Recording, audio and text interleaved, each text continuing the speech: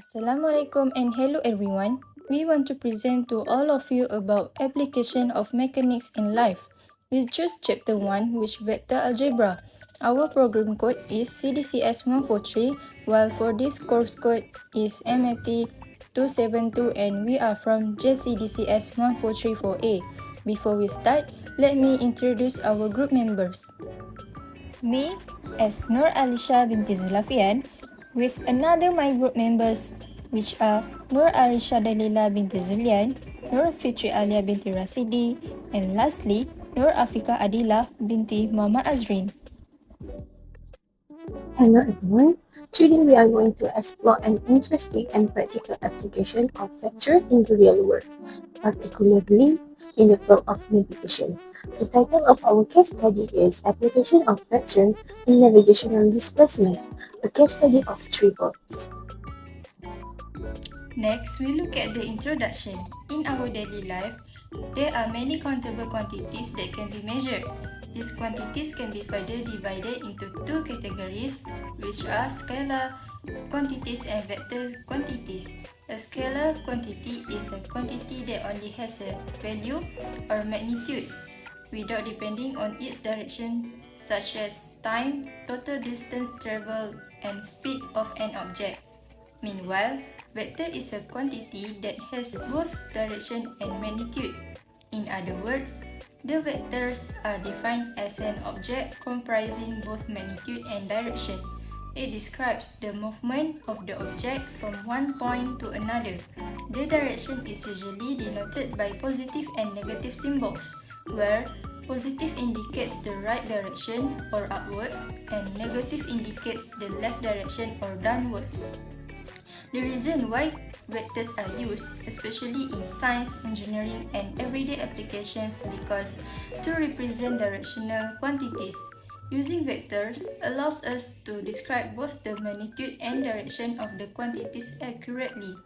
Other than that, to solve real-world problems. For example, navigations like airplanes, ships, drones navigating against wind, physics and mechanics like forces acting on a body. Hi everyone, now we'll be solving a fun and interesting problem, which is three boats problem. Imagine three boats leaving a dock at the same time, but each traveling in different direction and distance. Our goal is to understand their displacement, relationship, and find the angle using vector. Let's dive in. Here is the problem statement. Boat A sails 8 km due east. Boat B sails 6 km at a bearing of 30 degrees north of east. Boat C sails 5 km at a bearing of 45 degrees south of west. Now, we need to solve the problem given. Question A. Represent each boat displacement in a column vector. Let's compute each vector step by step. Boat A sails 8 km due east. Since there is no north or south component, its vector is simply equal to 8, 0, where component x is 8 and component y is 0. For boat B, it sails 6 km at the angle of 30 degrees north of east. We need to break it into component by using principle of trigonometry, where cos 30 equal to rx over 6, and we will get 6 cos 30 for component x. And sin 30 equal to ry over 6, and we will get 6 sin 30 for component y. Thus, vector B equal to 6 cos 30 and 6 sin 30. Next, boat C sails 5 km at 45 degrees south of west. The direction are negative for both components since the vector located at quadrant 3. And we will get negative 5 cos 45 for component x and negative 5 sin 45 for component y. Thus, vector C equal to negative 5 cos 45 and negative 5 sin 45. For question B, we need to find the displacement vector from boat A to boat B. This is done by subtracting the position of boat A from boat B, where vector B minus vector A. Now, we need to substitute vector A and vector B in the formula of B minus A. Then, we will get negative 2.8038 and 3. For the question C, similar as question B, to get the displacement from boat A to boat C is by minus vector A with vector C. Then we will get negative 11.5355 for the component x and negative 3.5355 for the component y, which is at quadrant 4. Then let's go for question D, where the question asks to calculate the angle between both B and both C with respect to both A. Firstly, to find the angle between the two paths from both A to both B, which is vector AB, and from both A to both C, which is vector AC, we can use the dot product formula by multiplying magnitude U, magnitude V, and cos theta together. Theta is the angle between two vectors, which is A in this question.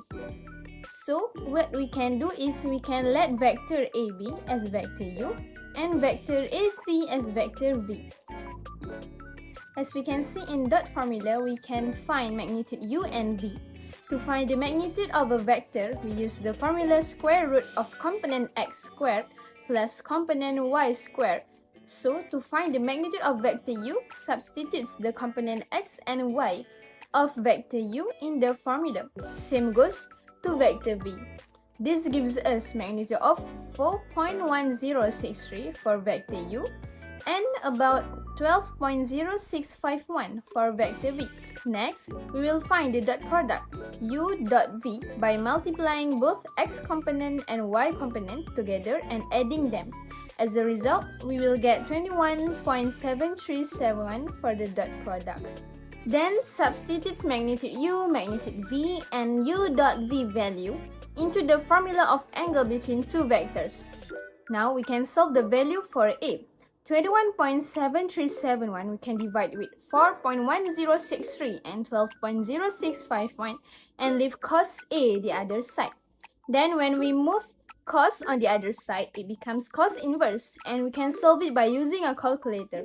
So the final answer is 63.976 degree for the angle between both B and both C with respect to both A. In conclusion, this project has shown how important it is to understand the difference between scalar and vector quantities in both learning and real-life situations.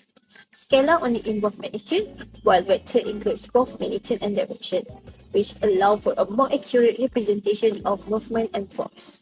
By applying this concept to the three boats problem, we were able to represent each boat's head as a vector, calculate their displacement from one another, and determine the angle between them. This clearly demonstrates how vector analysis is not only useful but essential in solving real-world problems, especially in areas like navigation, physics, and engineering, where direction play a key role.